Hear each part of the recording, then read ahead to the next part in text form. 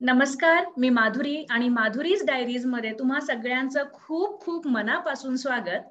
आपल्या करिअर कट्टामध्ये आज तुम्ही एका वेगळ्या विषयावरती चर्चा करायला आलेल्या दोन व्यक्तींना भेटणार आहात. ऍक्च्युली त्यांची एक टीमच आहे जे खूप छान काम करते. सगळ्यांना माहिती आहे ह्या जगातील जर सर्वश्रेष्ठ दान कोणतं असेल तर ते आहे विद्या. विद्यादान हे सर्वश्रेष्ठ दान आहे आणि शिक्षणामुळेच आपली प्रगती होत असते. शिक्षण आपल्याला आयुष्यभर शिकवत असतं आणि बरंच काही मिळवून देतं. पैसा कमवणे हा फक्त एकच ध्येय आपल्या आयुष्यामध्ये कधीही नसतो प्रत्येक माणसाच्या, किंवा काही लोकांना पैसा फक्त स्वतःसाठी कमवायचा नसतो. पण शिक्षक ही अशी व्यक्ती असते की ती दुसऱ्यांची स्वप्न साकार करण्यासाठी अतोकाट प्रयत्न करत असतात, अथक प्रयत्न त्यांचे सुरू असतात. आणि ज्या वेळेला त्यांच्या विद्यार्थ्यांना यश मिळतं त्याचा जो आनंद आहे तो स्वर्गाहूनही त्यांच्यासाठी फार मोठा असतो. तर शिक्षक म्हटलं की फक्त डीएड, बीएड, एमएड असं नाही, तर एकदम शिक्षणामध्ये उच्च शिक्षण घेतलेल्या दर्जाचे ज्या व्यक्ती असतात त्यांनाही शिक्षण प्रोव्हाइड केलं पाहिजे. तर असेच आपल्याकडे खूप छान व्यक्तिमत्व भेटायला आलेले आहेत. सुमित सर आहेत जे केमिकल इंजिनियर आहेत, रॉबिन सर आहेत जे फिजिक्सचे फॅकल्टी आहेत आणि ते IIT बॉम्बे मधून शिकलेले आहेत. तर त्यांच्याबद्दल, त्यांच्या प्रवासाबद्दल आपल्याला भरपूर काही जाणून घ्यायचं आहे. आणि सगळ्यात महत्वाचा विषय जो असणार आहे या आजच्या डिस्कशन मधला तो म्हणजे त्यांचं पथप्रदर्शक फाउंडेशन याविषयी. आता सध्या जे कोविडमध्ये बऱ्याच विद्यार्थ्यांचे पालक गेलेले आहेत आणि खूप गरीब विद्यार्थी आहेत, त्यांना शिक्षणासाठी काहीच करता येत नाहीये आणि ते एमलेस झालेले आहेत. अशा ध्येयापासून भटकलेल्या विद्यार्थ्यांना आणि ज्यांच्याकडे ध्येय आहे पण पैसा नाहीये अशा सुद्धा विद्यार्थ्यांना ते फ्री मध्ये शिकवत आहेत. स्वतःचं करिअर करत असताना ह्या मुलांसाठी काहीतरी करावं ही तळमळ त्यांच्यासाठी आहे. तसाच मिलिटरी स्कूल मधले जे विद्यार्थी आहेत त्याच्यामध्ये शहीद झालेल्या म्हणजे त्यांचे वडील शहीद झालेले असतात आणि मग असे जे विद्यार्थी असतात तर त्या सुद्धा विद्यार्थ्यांना त्यांनी शिक्षण फ्री मध्ये देण्याचं कार्य पुढे केलेलं आहे. तर अशा सुंदर कार्य करणाऱ्या पहिलं तर ह्या शिक्षकांना माझा मानाचा मुजरा. नमस्कार सर, आपका बहुत बहुत स्वागत है इस एपिसोड में. नमस्कार. थैंक यू सर, सबसे पहले तो आप दोनों को मेरा तहे दिल से सलाम है क्योंकि इतना अच्छा कार्य आप कर रहे हो इस देश के लिए. हर कोई ऐसी सोच नहीं रखता है कि हमारा काम करते करते हम दूसरों को फ्री में पढ़ाए, लेकिन आप लोग जो कर रहे हो वो तारीफ करने के मतलब जितना तारीफ करूं उतना कम ही है. तो सर, सुमित सर और रॉबिन सर, मैं आपसे बातें करना चाहती हूँ. मैं पहले जानना चाहती हूँ आप दोनों के बारे में. आप अपना इंट्रोडक्शन दीजिए ताकि बच्चों को पता चले और पेरेंट्स को भी पता चले. तो मेरा नाम सुमित शर्मा है और मैंने आपके साथ भी पढ़ाया हुआ है एक समय पर. केमिस्ट्री फैकल्टी हूँ. तो केमिस्ट्री फैकल्टी होने के साथ साथ हम लोग जब पढ़ा रहे थे अपनी कोचिंग्स के अंदर तो सुपर 30 कोचिंग भी हम लोगों ने ज्वाइन की, जिसमें मैं रहा, मेरे साथ रॉबिन सर रहे, सौरभ संतोष सर रहे जो IIT जोधपुर से हैं और डॉक्टर अवनीश द्विवेदी रहे जो IIT मुंबई से.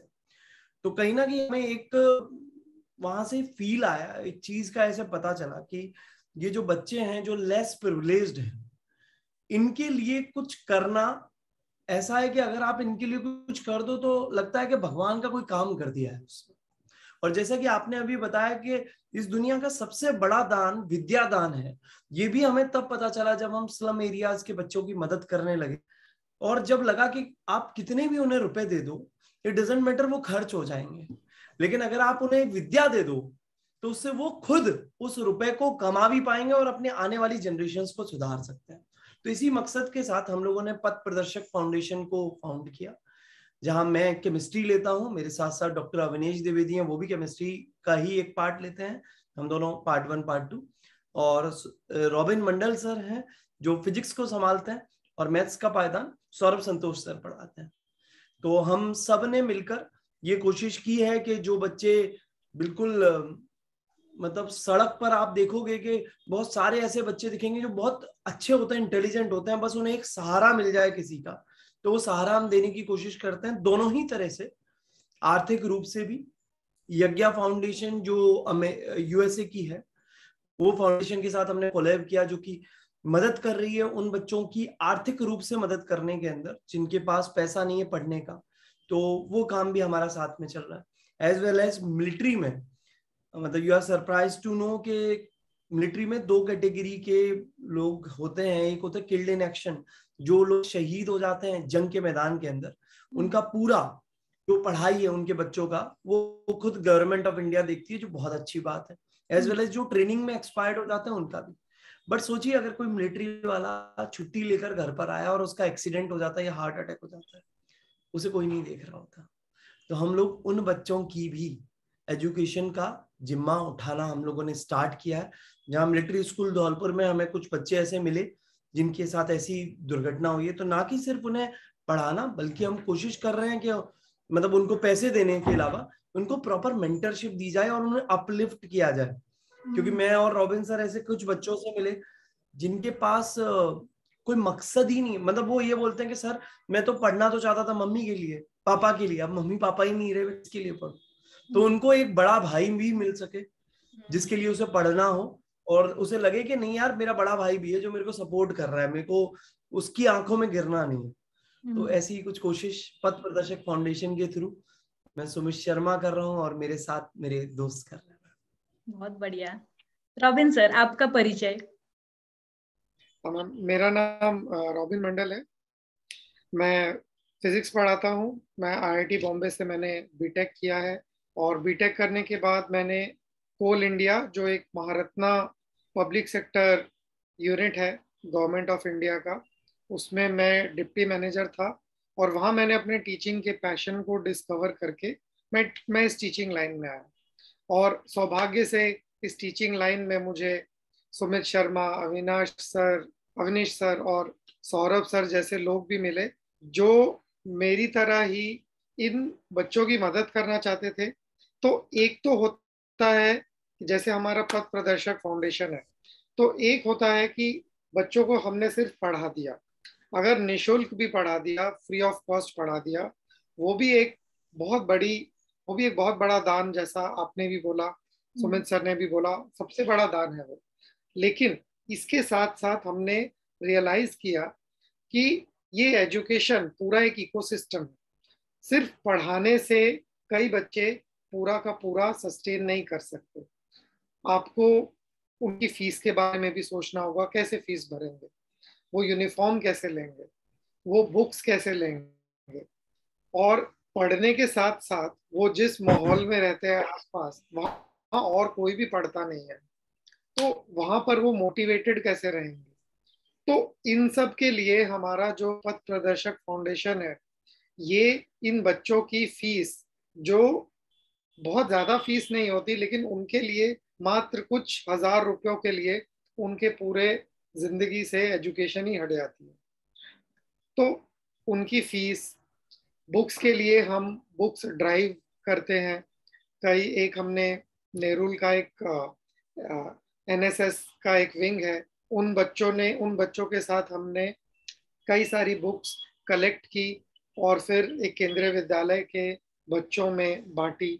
तो ऐसे बुक्स कलेक्शन ड्राइव और फिर डिस्ट्रीब्यूशन ये किया, फिर यूनिफॉर्म, और साथ ही साथ इन सब के साथ इनकी जो मेंटरिंग है बच्चों की, कि कैसे उनको, कि भले ही उनके जीवन में कुछ ना हो, लेकिन अभी भी वो भारतीय हैं, अभी भी वो देश के प्रगति में कुछ योगदान कर सकते हैं।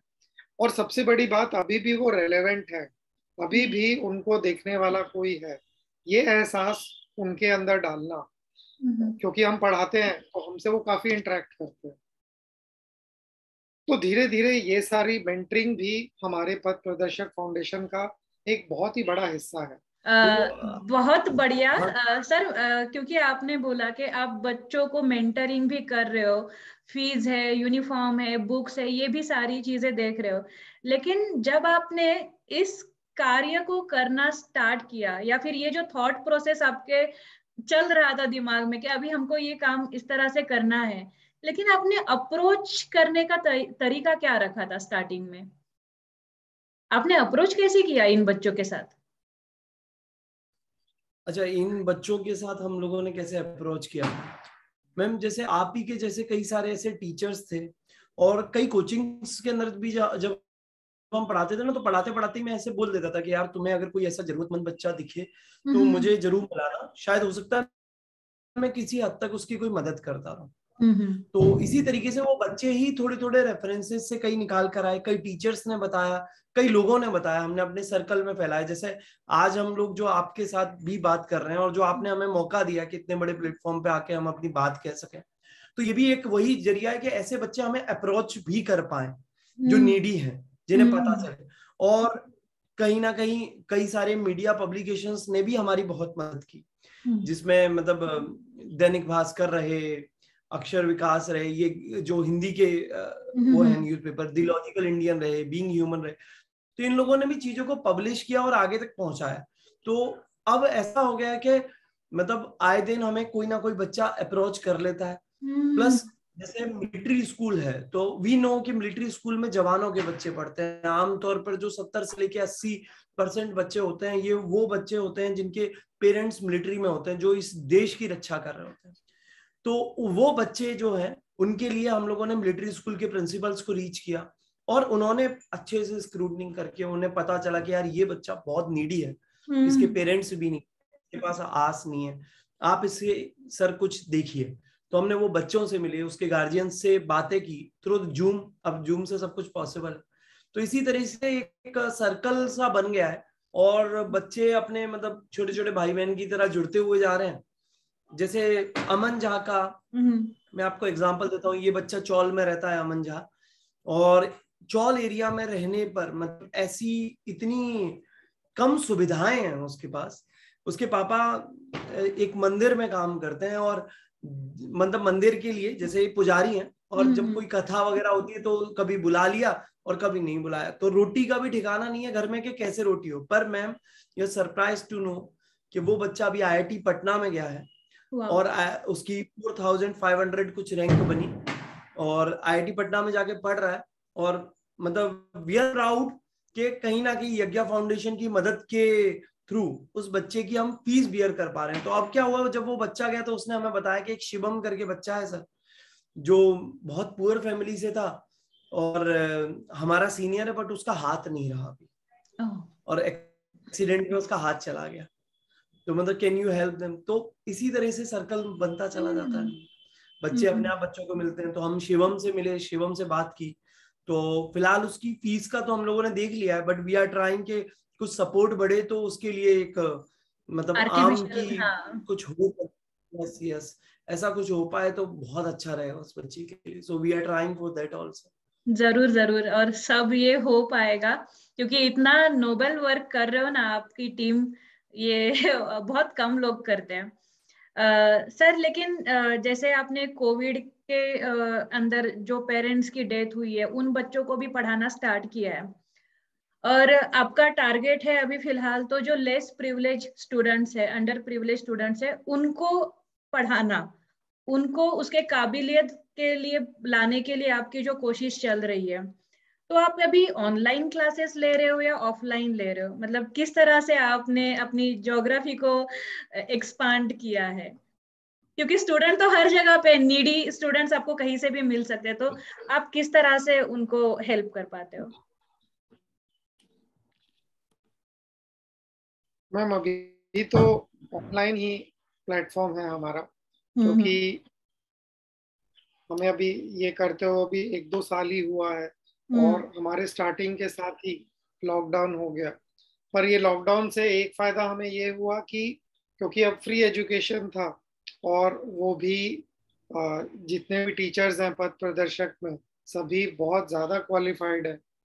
तो ऐसे टीचर्स जब फ्री में एजुकेशन और पूरे इस कॉज के साथ करते हैं, तो हम देखिए नोबल कॉज के साथ सबसे अच्छी बात क्या है कि ऐसे कॉज को सपोर्ट बहुत मिलता, हर बंदा उसके साथ कैसे कैसे ना कैसे जरूर नेटवर्क में जुड़ता है। और ये नेटवर्क, जैसे आपने सुमित सर से भी सवाल पूछा, तो हमारी शुरुआत वैसे ही कि क्लास के बच्चों को बोल के, अपने बिल्डिंग के गार्ड्स को बोल के, तो अगर आसपास ही हम लोग अपने देखने लगे तो कई ऐसे कोई यंग गार्ड दिखा अगर बिल्डिंग में, उससे ही बात की तो पता चला कि वो फीस ना भरने के कारण वो गार्ड की जॉब में आया। ऐसे ही एक सुमित सर की बिल्डिंग में ऐसे ही एक स्टूडेंट हमको मिला, बहुत होनहार स्टूडेंट था। मतलब मेरी वाइफ ने चलते चलते मुझे बोला कि ये बच्चा मैंने एक दिन पढ़ते हुए देखा था, तो इससे पूछना चाहते हैं क्या।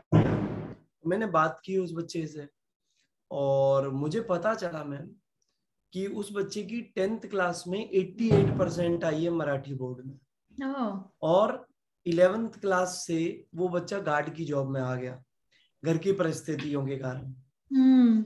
और मतलब अभी उसको उमंग ही नहीं रही है कि मैं पढ़ूं, क्योंकि उसके ज्यादातर जो फ्रेंड्स हैं, मतलब वो क्या करता है, रात में गार्ड की नौकरी करने लगा है और सुबह जाके एक जो मैकेनिक गिरी करता है, गाड़ियों को सही करता है। तो मैंने उससे बात की, मैंने पूछा तू पढ़ना चाहता है? मेरी वाइफ ने उसे मोटिवेट किया। मैंने बताया कि देख भाई, आज हम इधर रह रहे हैं और मतलब केवल हम यहाँ मुंबई में सरवाइव कर रहे हैं, वो केवल एजुकेशन की वजह से कर रहे हैं, हम दोनों के दोनों भी। तो अगर तू एजुकेट हो जाता तो आज तो शायद ये तुझे 10-11 हजार रुपए ये बहुत अच्छे लग रहे हो, तुझे लग रहा हो तू फैमिली का एक सपोर्ट कर रहा है, बट आने वाले समय में तू बहुत बड़ा सपोर्ट कर पाएगा, कुछ समय के लिए थम जाए तो हम ज्यादा नहीं, अभी शुरुआती दौर में तेरी एजुकेशन में मदद कर लेते हैं। तो अभी हमने वो चलाया है, उसका केस आगे बढ़ाया है, यज्ञ फाउंडेशन तक पहुंचाया, और हम कोशिश कर रहे हैं कि बाकी कोई ना कोई आए जो उसकी फीस को बियर करे, एज वेल एज कुछ शॉर्ट ऑफ पॉकेट मनी या ऐसी कोई चीज उस बेचारे के लिए हो पाए जिससे वो अपनी फैमिली को सपोर्ट कर पाए। तो we are trying for that. तो ऐसे बहुत सारे केसेस में ऐसा ऐसा होता है कि जब कभी ऐसी चीज कर लेते हो ना, तो सच में लगता है कि यार जीने का कोई मतलब है। मतलब कई बार ऐसा लगता है कि नहीं यार, मेरे को कुछ हो ना जाए किसी भी कोविड से या कुछ से, मेरे को कुछ हो गया तो इधर का कैसे दिखेगा। तो वी वांट, हम हर बच्चे से ये प्रॉमिस जरूर लेते हैं कि बेटा आज तेरी मैं मदद कर रहा हूँ, लेकिन शायद कल को मैं रहूं ना रहूं, या हम इस तरह से सक्षम रहें या ना रहें, तो तुम्हें ये साइकिल आगे तक चलानी है। तुम्हें एक बच्चे की या 2 बच्चे की, कम से कम तुम्हारे जैसों की मदद जरूर करनी है। वाह, बहुत बढ़िया थॉट है ये, क्योंकि इसी से चैन बढ़ता जाएगा और हेल्प होती जाएगी। क्योंकि मैम अभी हम जितने भी बच्चों की हमने हेल्प की है या जिनका पूरा हेल्प करने के लिए प्रोसेस चालू है, इन सब से हम पर्सनली जुड़े हुए। इन सब बच्चों के बैकग्राउंड, इन सब बच्चों से पर्सनल इंटरव्यू, इनका फैमिली बैकग्राउंड, इनका एजुकेशनल बैकग्राउंड, इनके एस्पिरेशंस, इनके सपने, इनके डर, इन सब से हमने एकदम पर्सनली हम बात करते हैं। तो वो कहीं ना कहीं उन बच्चों को भी याद रहता है। यही हमारा चेन बढ़ने का मैम जो नेटवर्क है, वो नेटवर्क तो मेन इसी तरह से बढ़ रहा है। दिल से कनेक्ट कर रहे हो आप डायरेक्टली। सर तो बहुत ज्यादा इमोशनल हो गए थे, अभी हम दोनों गए थे मिलने के लिए। उत्कर्ष ठाकुर करके एक बच्चा था, और पूरे टाइम मेरे से उसी की बातें करने लगे कि बोले कि यार सर ये बच्चा कर कैसे रहा है, ये अभी भी इतना हाईली मोटिवेटेड। तो पूरे रास्ते उसी की बात कर रहे, क्योंकि वो बच्चे की स्टोरी कुछ ऐसी थी। रॉबिन सर, आप बताना चाहोगे उत्कर्ष की? हाँ, उत्कर्ष ठाकुर, जो उसके पिताजी, आई थिंक जब वो 8 साल का था तब उसके पिताजी की डेथ हो गई, और जब वो 12-13 साल का हुआ 8th क्लास में, तो उसकी मम्मी की डेथ हो गई। और उसकी मम्मी उसको सीए बनाना चाहती थी, और उसकी मम्मी भी बस ऐसे घरों में काम करके ही गुजर बसर कर रहे थे। वो स्कूल में आई थिंक काम करते थे। तो वो बच्चा अभी 12th क्लियर करके कॉलेज में है, और वो भी सीए बनना चाहता है। तो सिर्फ वो एक क्लियर कर लिया उसने, एक अटेम्प्ट क्लियर भी कर लिया। और जब उस बच्चे से हम लोगों ने ये भी पूछा ना कि अब तेरा मोटिवेशन क्या है, तू क्यों करना चाहता है, क्योंकि रॉबिन सर यही बोल रहे थे कि यार रॉबिन सर अब उनकी मदर से बहुत अटैच हैं, और अभी फिलहाल मतलब पिछले 1-1.5 साल पहले लास्ट ईयर उनकी मदर नहीं रही। तो मतलब उन्हें काफी एकदम सेंटिमेंट ऐसे हुए, क्योंकि उस बच्चे ने ये बोला कि सर मैं तो अपनी मम्मी के लिए सीए बनना चाहता था। तो जब मम्मी नहीं रही तो मुझे लगा मैं किसके लिए सीए बनूं। तो रॉबिन सर ने उससे पूछा कि यार तू फिर क्यों करना चाहता है, क्या था। तो पता है उस बच्चे ने क्या आंसर दिया।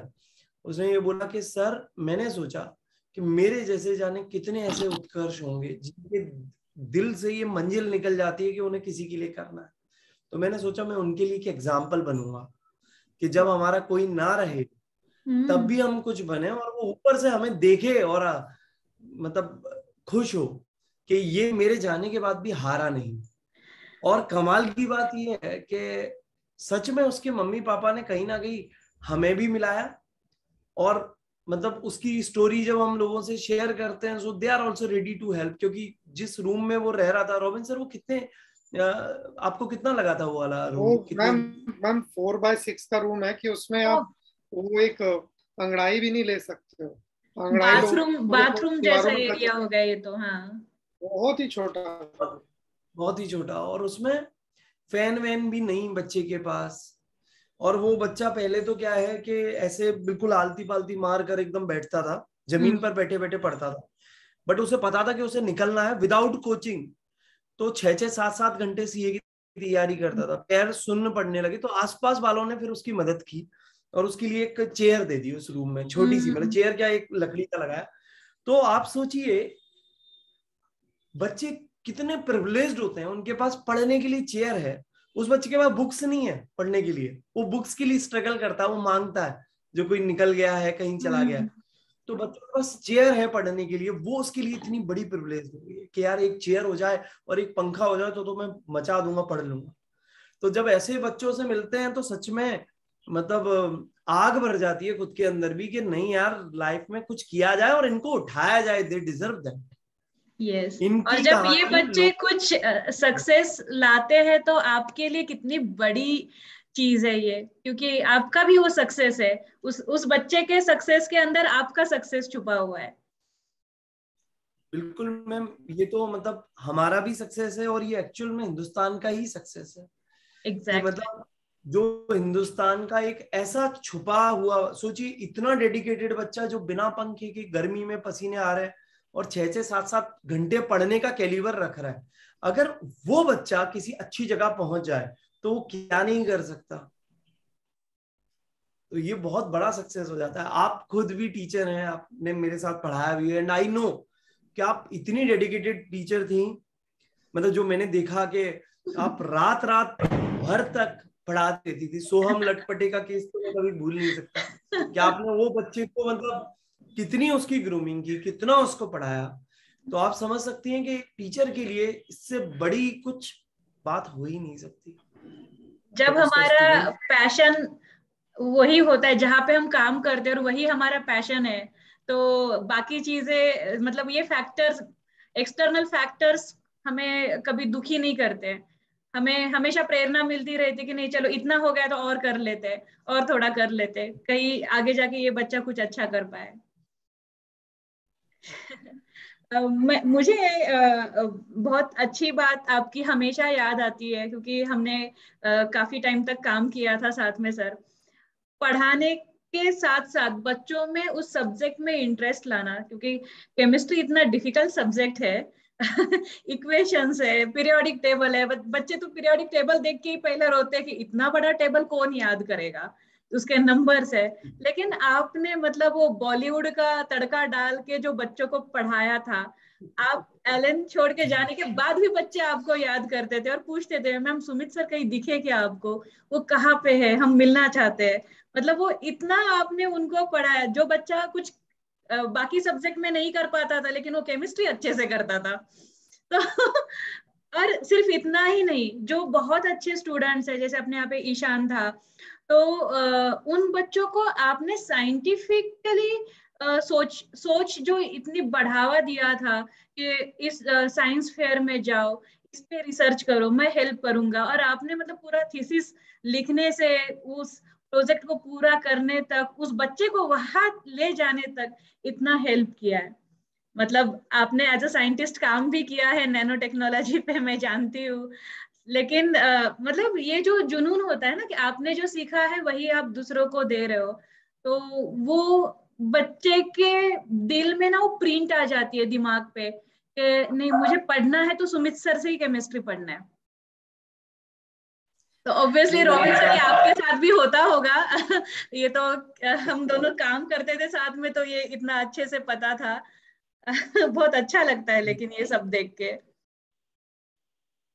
वो आपका बड़प्पन है, लेकिन मैंने बच्चों को देखा कि आपकी भी मतलब दीवाने ही थे बच्चे बहुत सारे। और आपका एक कारणवश ऐसा कुछ हो गया था कि आपका टाइम एंगेजमेंट और आपका बैच चेंज हो गया था, बच्चे लड़ लड़ के वो वाला बैच में आपको वापस लेके आए कि हमको तो भैया माधुरी मैम से पढ़ना है। तो ये रहता है कई बार, ये चीजें ऐसा लगता है कि हाँ यार हम जो काम कर रहे हैं वो अच्छे से कर रहे हैं। और थोड़ा बॉलीवुड का तड़का ऐसा हो गया कि मेरी मम्मी को शुरू से ऐसा लगता था मैं हीरो बन जाऊंगा। अरे हाँ, वो तो आपकी मिमिक्री याद है मुझे। हाँ, तो वो मिमिक्री वगैरह ये सब क्या वहीं से निकलते निकलते निकलते निकलते चली गई। अब मुंबई आने में क्या लेट हो गए, तब तक वजन भी बढ़ गया था। तो हमने लाइन चेंज कर ली, लेकिन वो अंदर का एक्टर मरा नहीं। और टीचर तो हमेशा एक्टर ही रहता है, बहुत सारे रोल्स हमें निभाने पड़ते हैं। Right right. मतलब कभी हम रॉबिन सर भाई का बन जाते हैं, कभी ऐसा हम है। पिता बन जाते हैं। मतलब हर रोल को हमें निभाना पड़ता है वहां पे। करेक्ट। और इस चीज में मेरा थोड़ा सा मैं कच्चा हूँ टाइम मैनेजमेंट वगैरह में, तो रॉबिन सर को मैं पूछता रहता हूँ सर आप कैसे, क्योंकि इनके 2 बच्चे हो गए और लगते नहीं है ये, है ना, ये खुद ही बच्चे जैसे लगते हैं इतना, क्योंकि ये फिट रहते हैं, ये जिम जाएंगे, 10-10 12-12 घंटे पढ़ाएंगे। प्लस सबसे बड़ा काम ये क्या कर रहे हैं कि इनकी वाइफ भी खुश है इनसे। उनकी भी लड़ाई नहीं हो रही। और तो मैंने इनसे कई बार पूछा सर आप कैसे टाइम मैनेज करते हो, क्या करते हो, तो सर बहुत बुक्स वगैरह भी पढ़ते रहते हैं, कई बार असिस्ट भी किया। तो रॉबिन सर से भी और मतलब हमारी टीम के बाकी सभी लोगों से आपस में भी बहुत सीखने को मिलता है, बहुत जानने को मिलता है, अच्छा लगता है। सर, जी जी। मैं काफी आपके बारे में पढ़ते रहती हूँ, क्योंकि आप सोशल मीडिया पे भी बहुत अच्छे से एक्टिव रहते हो। ये तो आपका सुपर 30 का बैच था, फिर आपने पथ प्रदर्शक फाउंडेशन एनजीओ की स्थापना की। लेकिन आपने बहुत पहले एक चैनल भी स्टार्ट किया था, मतलब कुछ 4-5 साल पहले, ग्रो भारत, जहाँ पे आप बच्चों को यस। मोटिवेट करते रहते हो। प्लस आप जो भी पढ़ाते हो उसमें कुछ भी छुपा छुपी नहीं है। जो आप क्लास में पढ़ाते हो वही चीजें आप वहाँ पे बहुत अच्छे से लेक्चर्स डिलीवर करके बच्चों को फ्री में प्रोवाइड कर रहे हो। और बहुत सारे बच्चे, not from India, outside like even Pakistan also, बच्चे आपको देखते हैं, पढ़ते हैं और आपको मैसेज करते हैं कि उनको फायदा हो रहा है। तो थोड़ा आपके ग्रो भारत चैनल के बारे में बताइएगा। मैम गुरु भारत चैनल जो हम लोगों ने स्टार्ट किया, उसका यही एक अल्टीमेट एम यही है, जो एनजीओ आज से एक्चुअल में तो रजिस्ट्रेशन बाद में हुआ हो, पर स्टार्ट तो वो तभी हो गई थी आज से 4-5 साल पहले। तो जहां हमने गुरु भारत पे यही एम लिया कि आप मतलब फ्री में आइए, कोई भी teacher, any teacher can join there, और आप फ्री में पढ़ाइए। तो हम लोगों ने पढ़ाना स्टार्ट किया, किए, कई सारे वीडियोस भी बनाए। कुछ समय के लिए जब मेरी मदर नहीं रही थी उस टाइम पे मैं थोड़ा टूट गया था, तो मैंने कुछ 1 साल तक वीडियोस वगैरह नहीं डाले थे, मतलब मेरा मोटिवेशन नहीं बन रहा था। But again we came back, और अभी तो फिलहाल हमने पूरा सेटअप ऐसा बनाया कि जो, क्योंकि आप मैं देख रहा हूँ कि ऑनलाइन में भी बाजार बना दिया लोगों ने, यूट्यूब वगैरह सब कुछ को। तो हम लोगों ने, जो हमारा चैनल है गुरु भारत, उसकी जो भी कमाई आएगी 100% वो कमाई इन बच्चों को डेडिकेट करने की कोशिश की। जो पुअर बच्चे हैं, पूरा का पूरा कमाई उधर दी जाएगी, उनकी फीस में, उनकी बुक्स में, वॉट एवर इट इज। और दूसरी बात, हमने ये भी अभी एम बनाया अपना लेटेस्ट में कि हम सारी क्लासेस के बिल्कुल फ्री में वीडियोस डाल देंगे और खुद पढ़ाकर, और सारी सुपर 30 फैकल्टीज जो कि 30 में से 30 बच्चों को आईआईटी में क्रैक कराने का हुनर रखते हैं, तो कोशिश कर रहे हैं कि ये वाली चीज जल्दी हो पाए, एज वेल एज ये वीडियोस, हाई क्वालिटी के वीडियोस बनाकर, और हम लोग जो गवर्नमेंट स्कूल होते हैं उन तक ये वीडियोस को पहुंचाएं, ताकि ये बच्चे जो नहीं देख पा रहे हैं, ऑनलाइन भी सोर्सेज नहीं है और ऑनलाइन में पता भी नहीं है कि कौन सी फैकल्टी है, कौन सा मेंटर, वो सारे वीडियोस उनको दिखाए जाए, एज वेल एज मंथली या 2 मंथ के अंदर कहीं ना कहीं उनके साथ एक इंटरेक्शन टाइप का और कर पाए, जिसमें वो अपने डाउट्स पूछ सकें, अपनी बातें बता सकें। ऐसा कुछ प्रयास चल रहा है। तो ग्रो भारत हमारा एक वो मीडियम है जिस मीडियम से हम आगे बढ़ना चाह रहे हैं। तो अभी हम उसे सेग्रीगेट भी करना चाह रहे हैं, IIT के लिए अलग, बोर्ड्स के लिए अलग, 9th-10th के लिए अलग, मोटिवेशन के लिए अलग, ऐसे करके कुछ करना चाह रहे हैं। बहुत बढ़िया, क्योंकि आपके जब वीडियोस आते हैं, मैं तो मैथ्स पढ़ाती हूँ, लेकिन मैं भी वो केमिस्ट्री के आपके वीडियोस देखती हूँ और फिर बच्चों के कमेंट्स पढ़ने में मुझे मजा आता है। और बच्चे इतना पागल है आपके लिए, आपके पढ़ाई के लिए। और सिर्फ केमिस्ट्री नहीं, तो आप बाकी सब्जेक्ट्स भी उसमें इन्वॉल्व कर रहे हो और बाकी फैकल्टीज भी आपको इसमें योगदान दे रहे हैं इसमें, वो बहुत अच्छा लगता है। सर, बच्चे तो आपके फैन है, आपका फैन फॉलोइंग ना बहुत काफी, आपका ऑरा चेंज कर देता है बच्चों के माइंड को। तो एक्चुअली मैं आपसे ही बच्चों को बताना चाहती हूँ कि आप थोड़ा ट्विस्ट कैसे डालते हो केमिस्ट्री में। केमिस्ट्री में ट्विस्ट ऐसे डलता है मैम, क्योंकि केमिस्ट्री मुझे भी बहुत डिफिकल्ट जाती थी। तो केमिस्ट्री मुझे डिफिकल्ट जाती थी तो मुझे खुद को याद करने में बहुत मुश्किल होती थी।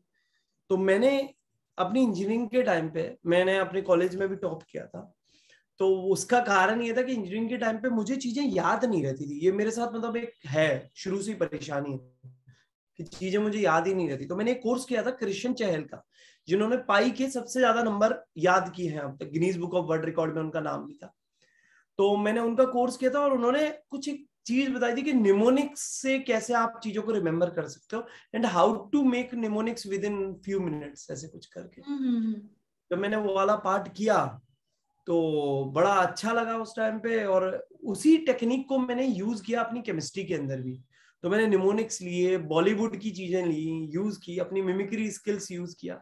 तो बस उससे करते गए, और बच्चों में तो होती है जबरदस्त एनर्जी, तो वो एनर्जी उनकी मिलती थी तो मेरे में 4 गुना और एनर्जी हो जाती है क्लास में, और फिर फटाफट से काम चलता है। तो हम केवीसी खेलने लग गए क्लास में, है ना, कौन बनेगा केमिस्ट्री पति, है ना। और ऐसे ही कुछ मोटिवेशनल वगैरह, मतलब समहाउ वो बच्चे इतने ज्यादा इन्वॉल्व हो गए और हम लोग इन्वॉल्व हो जाते हैं, तो फिर वो सब्जेक्ट अपने आप आसान हो जाता है, खत्म हो जाता है, मिलकर खत्म करते हैं।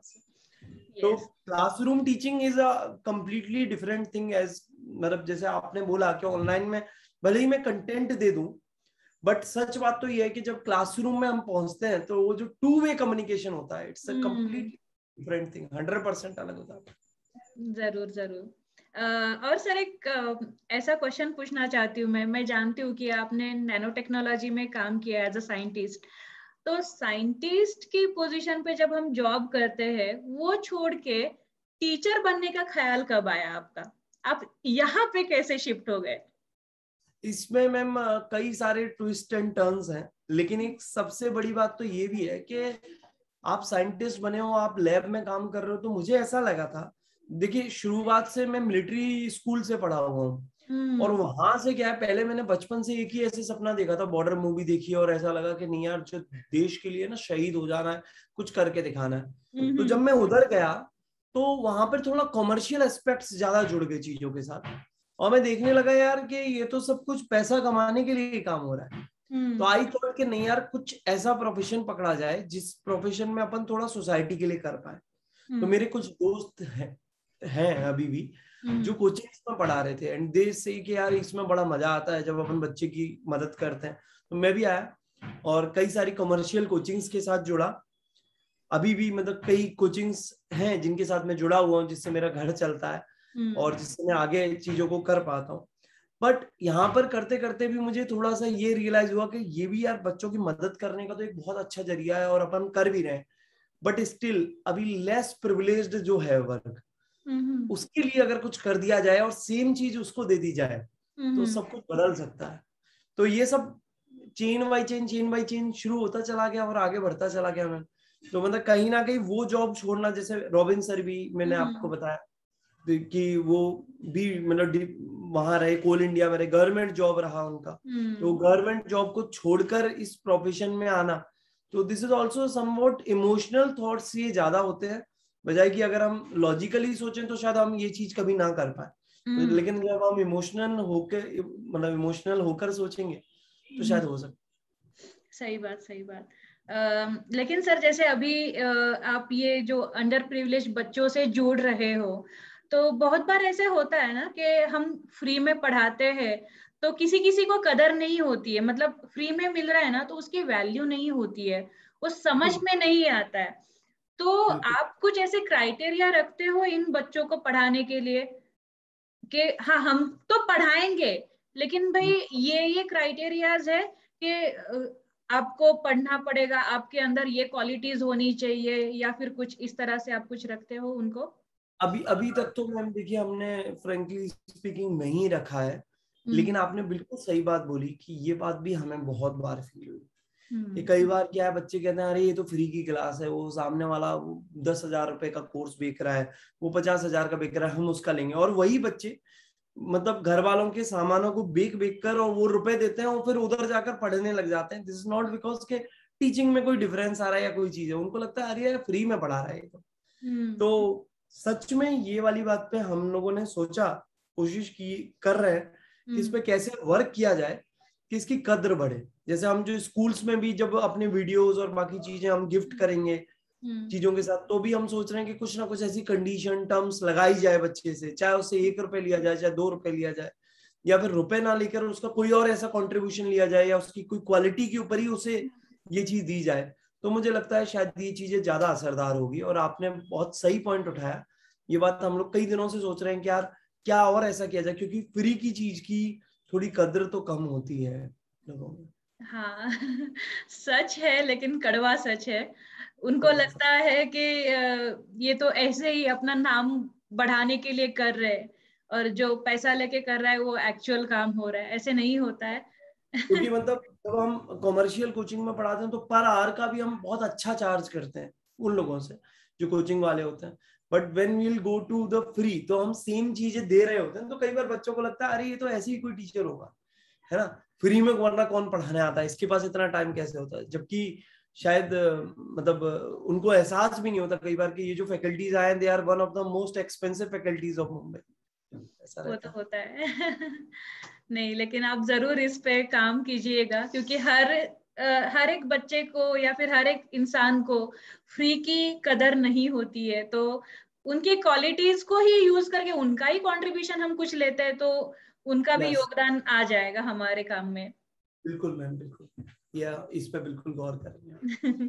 जरूर। सर मैं आपके बहुत सारे इंटरव्यूज देख चुकी हूँ, बहुत सारे न्यूज में आपके बारे में आते रहता है, आपके टीम के बारे में, पथ प्रदर्शक फाउंडेशन के बारे में। और आपका तो केमिस्ट्री में कोई हाथ ही नहीं पकड़ सकता, जितना मैं जानती हूँ। आप बहुत बढ़िया पढ़ाते हो, बहुत अच्छा काम कर रहे हो। लेकिन ना सर, कभी कभी कुछ स्टूडेंट्स के मन में ऐसा होता है कि जब हम बहुत अच्छी कॉलेज में से इंजीनियरिंग पास आउट कर लेते, जैसे आपने इंजीनियरिंग के बाद आपने साइंटिस्ट का जॉब किया, फिर वो छोड़ के आप यहाँ पे आए, तो उनको ऐसे होता है ना कि हम जब अच्छी एजुकेशन ली है तो बस कॉर्पोरेट में जाए, एक अच्छी पोजीशन पे काम करे, पैसा मिले, उतना ही होता है। लेकिन टीचिंग में भी हम अपने करियर को बना सकते हैं। तो इसमें अगर टीचिंग फील्ड में आना है इंजीनियर्स को, तो उसके लिए क्या स्कोप है अभी फिलहाल? इसके बारे में कुछ आप बता सकते हैं? बहुत अच्छा स्कोप है। इवन मैं आपको बताऊं कि मोस्ट ऑफ टीचर्स जो जितने भी यहाँ पर पढ़ा रहे हैं मुंबई में भी मेरे साथ, ऑलमोस्ट 85 to 90% उसमें से IITians ही हैं, और नीट की साइड डॉक्टर्स हैं। So they also use to come. और ये प्रोफेशन में क्या है कि ये पता, अच्छा ऐसा नहीं कि इस प्रोफेशन में पैसा नहीं है। If you are a good teacher you can earn a huge amount of money, जो कि मुझे लगता है कॉर्पोरेट जॉब से भी कई गुना अच्छा होता है कई बार। एज वेल एज ये प्रोफेशन का मजा ही कुछ और है, क्योंकि जब आप जाते हो और छोटे छोटे बच्चे होते हैं, उनकी जो एनर्जी होती है, आप खुद भी पढ़ाएं, you also feel, you feel very energetic. आप जब स्टेज पे होते हो, बच्चे आपकी तरफ देखते हैं, आपकी बात सुनते हैं।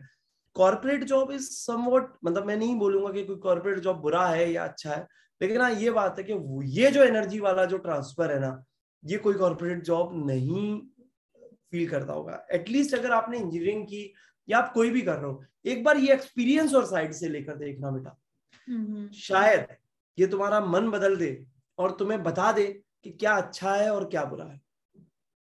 एक दिन रॉबिन सर ने मुझसे एक बात बोली थी कि उनके एक टीचर ने क्लास 8th में उनसे पूछा कि भगवान से बड़ा कौन होता है। तो वो जगह जगह जाके पूछे कि भगवान से बड़ा कौन होता है, कौन होता है। तो किसी को नहीं पता था। जब तब टीचर ने बोला कि देश होता है भगवान से बड़ा।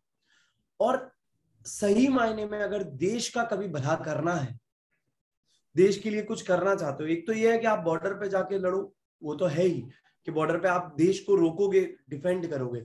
लेकिन एक ये है कि देश को अंदर से ग्रो करना, जो हमारे डॉक्टर एपीजे अब्दुल कलाम जी का सपना भी था कि देश के हर बच्चा अगर पढ़ जाए और अपने देश का टैलेंट निकल जाए तो फिर अपने आप ही देश ग्रो हो जाएगा। तो अगर आपको देश को सही मायने में ग्रो करना है, देश को बढ़ाना चाहते हो खुद के साथ भी, ऐसा नहीं कह रहा मैं कि आप टीचर बन गए तो आपको कमाने नहीं देंगे कोई पैसा, आप बहुत अच्छा पैसा कमाओगे। You can come to this field for a certain time at least and try कि ये जो नॉलेज गिविंग वाला जो गेम है ना, इसमें कितना मजा आएगा। और अगर ये मजा और पैसा सारी चीजें साथ में आए तो बहुत अच्छा हो सकता है।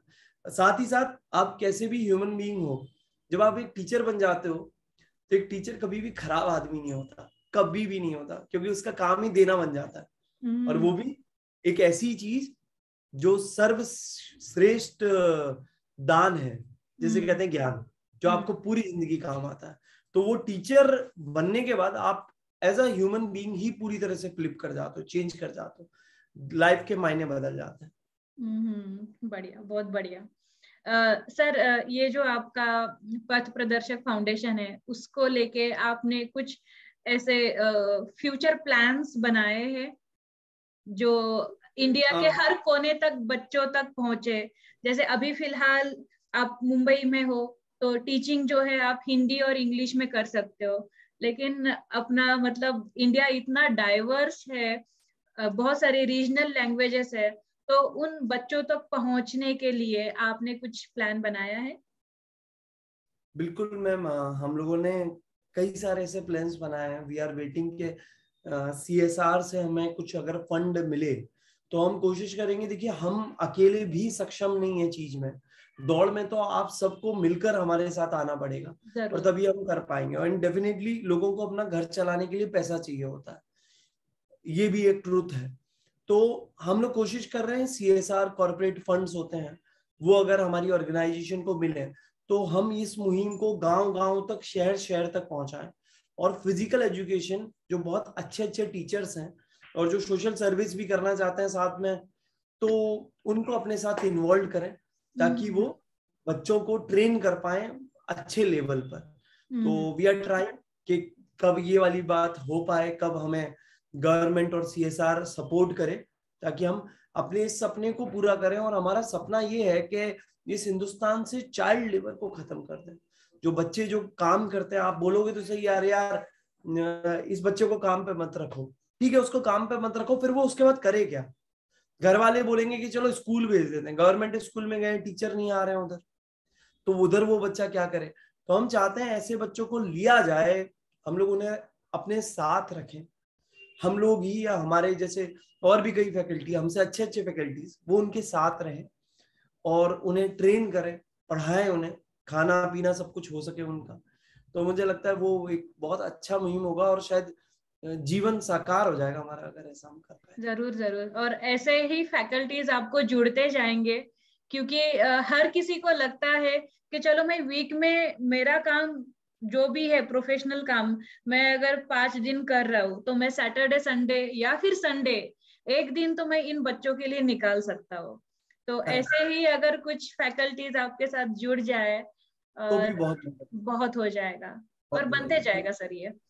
बट बस कोशिश कर रहे हैं मैम कि कुछ समय में अगर फंड्स आते हैं तो हम लोग इस तरह के सेंटर्स एस्टेब्लिश कर सकें गांव गांव में, और जहां ऐसे बच्चों को ट्रेन किया जाए बिल्कुल हाई क्वालिटी की एजुकेशन, ताकि उनको एक प्लेटफॉर्म मिले। जरूर जरूर सर, इतना सब हम काम करते हैं क्योंकि आप अलग अलग इंस्टीट्यूशंस के साथ जुड़े हो, वहां पे भी आपको काम करना है, तो आपका पूरा दिन उधर चला गया, फैमिली टाइम है, तो work life professional life balance करते करते ये एक्स्ट्रा ऑर्डिनरी और एक्स्ट्रा टाइम देके हमें ये काम करना पड़ रहा है।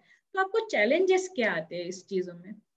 बहुत चैलेंजेस आते हैं मैम, एज अ मतलब अब जैसे शादी भी हो रखी है, बच्चा भी है, तो मैंने ये देखा कि मतलब इस चीज में अगर कोई सबसे ज्यादा सेक्रीफाइस करता है तो वो वाइफ सेक्रीफाइस करती है, घर वाले सेक्रीफाइस करते हैं, क्योंकि उनका जो हिस्से का टाइम होता है वो इधर डेडिकेट करना पड़ता है, क्योंकि दिन भर मतलब घर चलाने के लिए आपको काम करना पड़ता है, जहां से आपके पास फंड्स आ पाए घर चलाने के लिए। और फिर आप सोशल सर्विस के लिए अलग से टाइम निकालते हो, तो one which actually sacrifice is your personal life. तो ऐसा होता है, और उसे मैनेज करने में बहुत दिक्कतें भी रहती हैं, जैसे तैसे करना पड़ता, बट कर रहे हैं, चल रहा है, वो भी समझने की पूरी कोशिश करते हैं। तो कि मतलब चलो ठीक है, ये जो भी कर रहा है भला काम कर रहा है, किसी का तो भला हो रहा है। तो इस तरीके से ये सबसे बड़ा चैलेंज है जो हम सभी फैकल्टीज को आता है, क्योंकि यहाँ से हमारी कोई अर्निंग नहीं है बिल्कुल भी ना, हम करते हैं, इसीलिए हम बाहर से सोर्सेज से अपने पैसे कमाते हैं, क्योंकि अगर हम इसी पे फुल डिपेंडेंट हो गए तो हम यहाँ से कमाने लग जाएंगे घर चलाने के लिए, जो करना पड़ेगा। और अगर हम ये करने लगे तो कहीं ना कहीं हम उन बच्चों का हिस्सा मार लेंगे जिनके जो ये डिजर्व करते हैं। तो वी कीप इट सेपरेट, बिल्कुल सेपरेट, हमारे जॉब से बिल्कुल अलग। तो यहाँ सबसे बड़ा जो सेक्रीफाइस है वो पर्सनल लाइफ का है, वही हमें मैनेज करना, वो दिक्कत है। यस सर, अभी आखिरी सवाल कुछ मैं पूछना चाहती हूँ, रैपिड फायर। ओके सर, आपकी स्ट्रेंथ क्या है? मेरी स्ट्रेंथ पढ़ाना है मैम, यही मेरी स्ट्रेंथ है, जो मैं बाद तक भी लेकर चलूंगा कि टीचिंग मेरी स्ट्रेंथ बनाकर। आपका वीकनेस? मेरा वीकनेस ये है कि मैं अकाउंटेबिलिटी में बहुत वीक हूँ, मतलब अकाउंट्स वगैरह मेंटेन नहीं कर पाता हूँ, और टाइम मैनेजमेंट बहुत गंदा है मेरा। ऐसे आपको लगता है सर, ऐसे एक्चुअल में नहीं है, आप बहुत अच्छे से मैनेज कर लेते हो। मतलब वो पर्सनल प्रोफेशनल ये सब बैलेंस बनाना थोड़ा सा दिक्कत भरा रहता है, तो यही एक वीकनेस है जिसको मैं ओवरकम करने की कोशिश कर रहा हूँ। ओके, आपको एक्सट्रीम हैप्पीनेस किन कामों से मिलता है? एक्सट्रीम हैप्पीनेस जैसे किसी की मदद करने से बहुत ज्यादा हैप्पीनेस मिलता है, जॉय मिलता है, इसीलिए मैं ये वाला काम करता हूँ।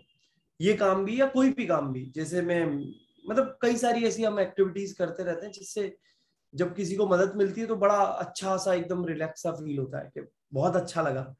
और मेडिटेशन करने से, तो मतलब आई ऑल्सो स्टार्ट मेडिटेटिंग। मुझे बॉलीवुड एक्टर आचार्य ललित परिमू सर, जो डॉक्टर जयकाल करके आपने देखा होगा शक्तिमान सीरियल में, उन्होंने सिखाया, और तो वो जो पार्ट है मेरा, वहां से मुझे काफी मिलती है। ओके सर, आपका फियर क्या है? मेरा फियर ये है कि वाइफ गुस्सा होगी तो उसको कैसे मैनेज करना, वो सबसे बड़ा फियर है, वो कोई वाला ना, उसी से फियर है ना, जब वो गुस्सा हो जाता है तो उसका गुस्सा संभालना बहुत वो हो जाता है, नहीं डर लगता सहेली है। बहुत स्वीट है, स्वीट पर्सनालिटी है, वो गुस्सा नहीं करेगी। ओके सर, आपकी हॉबीज क्या है? हॉबीज तो मैम ऐसा कुछ खास है नहीं, बस यही है कि अभी तो ये चैरिटी वाली भी हॉबी बनी हुई है, पढ़ाना है, और घर पे सोना बहुत बड़ी हॉबी है मेरी। जब भी कोई फ्री टाइम हो तो बस जितनी देर तक आप चाहे मुझे सुला लो उतनी देर तक मैं सो सकता हूँ, चाहे दिन में कोई भी टाइम हो उस टाइम पे मैं सो सकता हूँ, तो ये हॉबी है। और फिलहाल एक गलत हॉबी ये बन गई है कि आजकल मोबाइल का बड़ा एडिक्शन टाइप सा हो गया, पूरे टाइम पे व्हाट्सएप वगैरह चेक करना, तो इसको मैं थोड़ा ओवरकम करने की कोशिश कर रहा हूँ। ये एक्चुअली अभी आपका काम बढ़ रहा है, आप लोगों से जुड़ रहे हो, तो उसी वजह से आपका मोबाइल से ज्यादा काम चलता होगा। तो सर, आपसे बात करके बहुत बहुत अच्छा लगा मुझे, और मैं जरूर जो भी व्यूअर्स है चैनल्स के, स्टूडेंट्स है, जितने भी बच्चे हैं, उनके साथ मैं जरूर ये पहुंचाऊंगी। जो भी नीडी स्टूडेंट्स है वो जरूर आपके पथ प्रदर्शक फाउंडेशन से जुड़े और उसका लाभ उठाए, अपने एम से, लाइफ से ना भटके, कोई गलत विचार करके हमारी लाइफ को कहीं पे रोके नहीं, क्योंकि वो अगर आगे बढ़ते हैं तो आपके जैसा ही वो भी किसी का हेल्प कर पाएंगे। तो उनको मैं जरूर ये मैसेज पहुंचाऊंगी। और जो भी आपकी इच्छाएं है, जो भी विशेष है इस काम को लेके, जो भी आपको आगे बढ़ाना है, भगवान से प्रे करूंगी कि आपका ये कार्य सफल हो। जी बिल्कुल मैम।